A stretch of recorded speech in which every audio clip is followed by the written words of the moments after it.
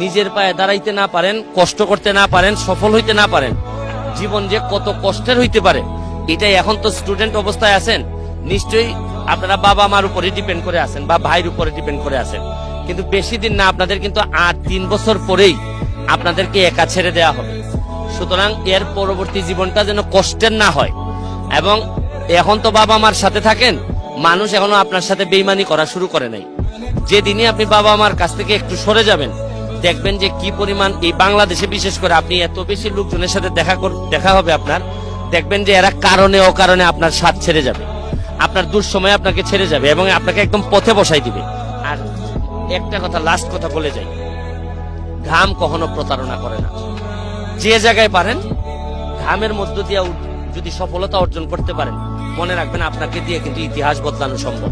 আমি জীবনের যত ঘাম ফেলছি, আমার কাছে মনে হয় যে আমার এমপি হওয়া, ব্যারিস্টার হওয়া